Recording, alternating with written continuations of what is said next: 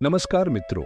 पिछले हफ्ते हमने श्रीमद् भगवद गीता के अध्याय 3 के श्लोक 1 से 10 तक का गहराई से अध्ययन किया, जहां भगवान श्री कृष्ण ने कर्मयोग की महिमा और यज्ञ के महत्व को बताया।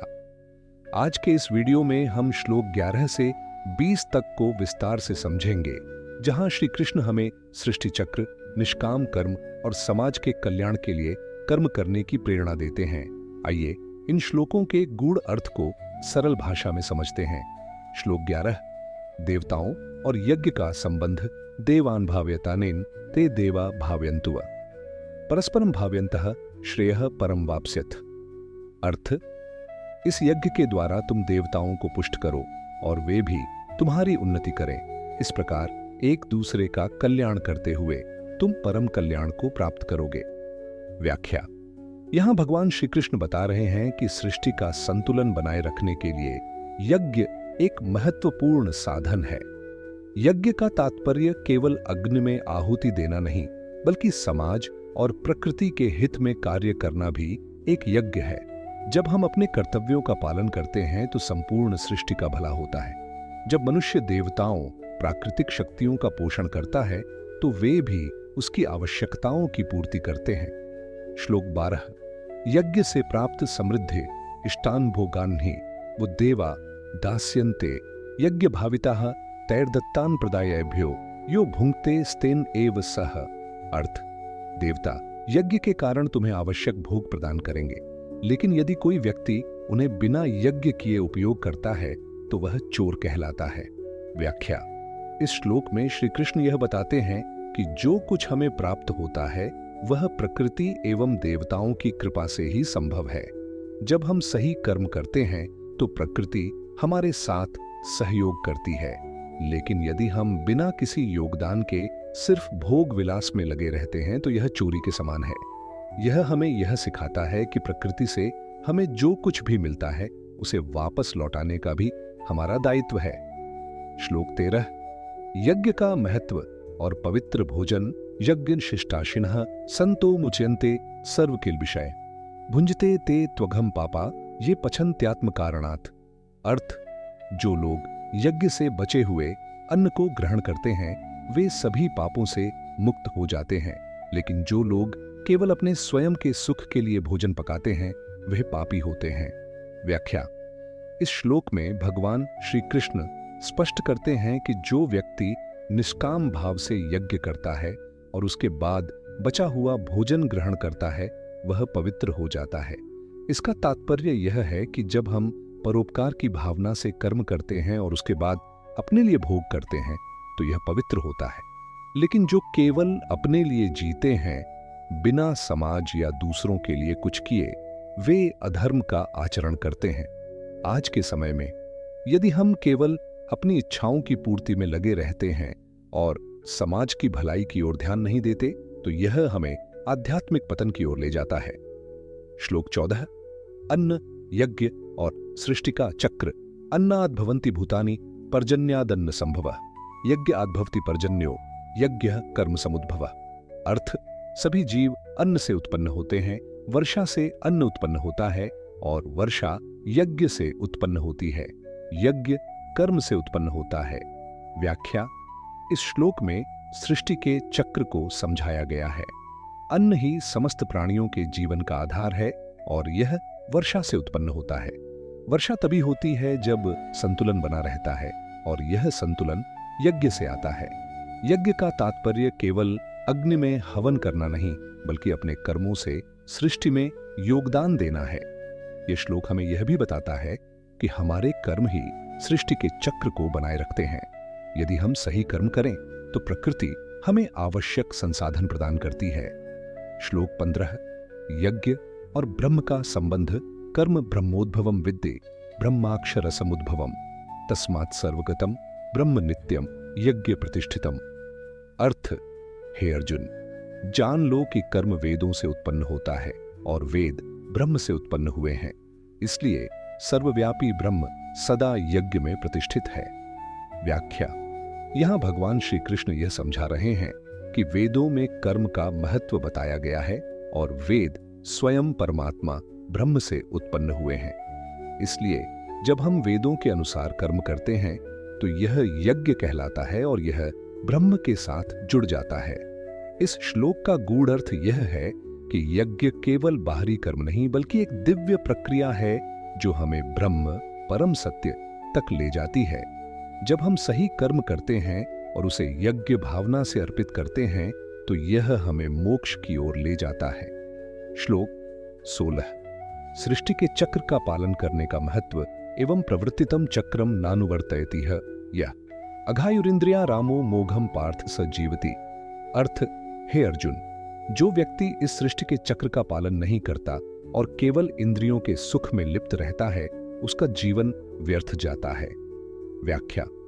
भगवान श्री कृष्ण इस श्लोक में समझा रहे हैं कि सृष्टि एक चक्र के रूप में चलती है जहां कर्म, यज्ञ, प्रकृति और जीव परस्पर जुड़े हुए हैं।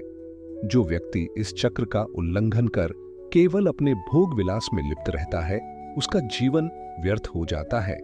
वह अपने कर्मों से संसार के संतुलन में योगदान नहीं देता और अपने जीवन को अधर्म की ओर धकेल देता है। इसलिए हमें अपने कर्मों को केवल स्वार्थ तक सीमित न रखकर सृष्टि और समाज की भलाई के लिए भी करना चाहिए। श्लोक 17।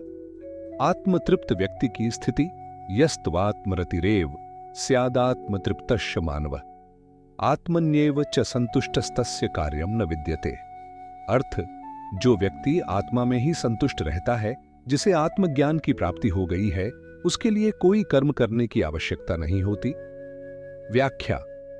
यहां भगवान श्री कृष्ण आत्म साक्षात्कार प्राप्त व्यक्ति का वर्णन कर रहे हैं। जो व्यक्ति आत्मज्ञान प्राप्त कर चुका है उसे बाहरी कर्मों की आवश्यकता नहीं रहती क्योंकि वह भीतर से पूर्ण रूप से संतुष्ट रहता है। इसका यह अर्थ नहीं कि वह कोई कर्म नहीं करता, बल्कि वह कर्म के बंधनों से मुक्त हो जाता है। वह बिना किसी फल की इच्छा के कर्म करता है और यही निष्काम कर्म की सर्वोच्च स्थिति है। श्लोक 18। सिद्ध पुरुष और कर्म का महत्व नैव तस्य कृतेनार्थो नाकृतेनेह कश्चन न चास्य सर्वभूतेषु कश्चिदर्थव्यपाश्रयः। अर्थ, ऐसे व्यक्ति के लिए कर्म करने या न करने से कोई प्रभाव नहीं पड़ता और न ही उसे किसी अन्य प्राणी पर निर्भर रहना पड़ता है। व्याख्या। इस श्लोक में भगवान बताते हैं कि जो व्यक्ति आत्मज्ञान को प्राप्त कर चुका है वह कर्म करने या न करने से बंधता नहीं है। सामान्य व्यक्ति कर्म इसलिए करता है क्योंकि उसे धन, सुख, प्रसिद्धि आदि की इच्छा होती है, लेकिन जो व्यक्ति आत्मतृप्त है वह किसी भी बाहरी वस्तु पर निर्भर नहीं करता। इसका तात्पर्य यह नहीं कि कर्म छोड़ देना चाहिए, बल्कि हमें कर्म करते हुए भी उसमें आसक्ति नहीं रखनी चाहिए। यही निष्काम कर्मयोग है। श्लोक 19। निष्काम कर्म का उपदेश तस्मादसक्तः सततम कार्यम कर्म समाचर असक्तो ह्याचरण कर्म परमाप्नोति पुरुषः।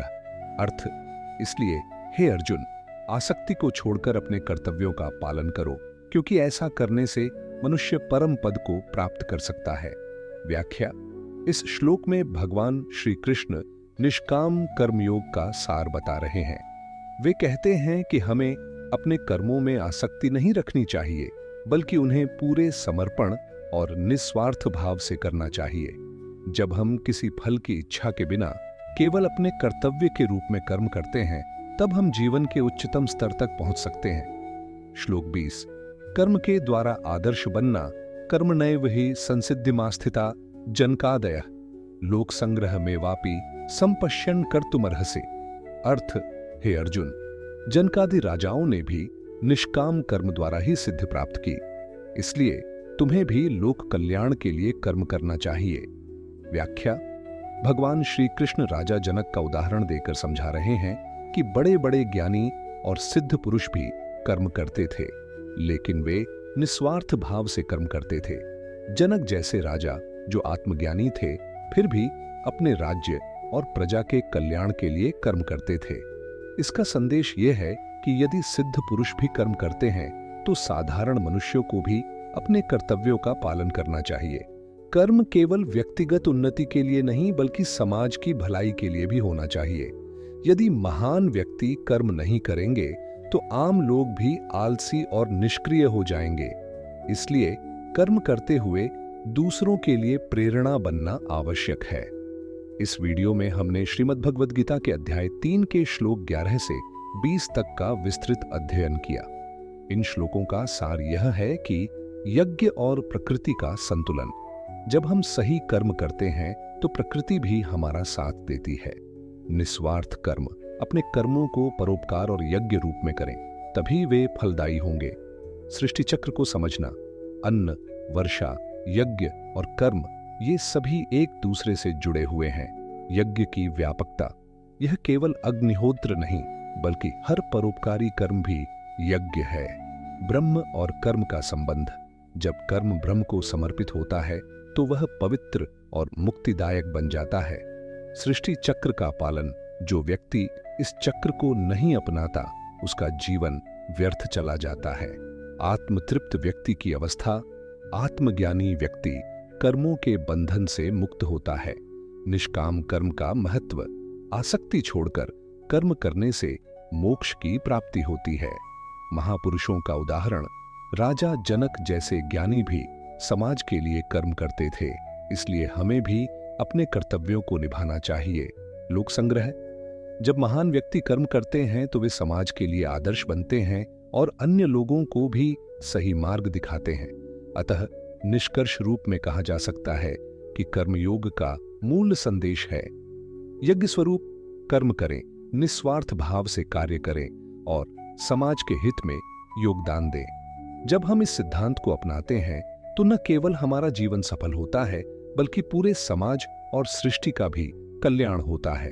तो आज के इस वीडियो में हमने श्लोक 11 से 20 तक का अध्ययन किया और जाना कि कर्मयोग केवल व्यक्तिगत उन्नति तक सीमित नहीं है बल्कि यह पूरे समाज और सृष्टि के संतुलन के लिए भी आवश्यक है।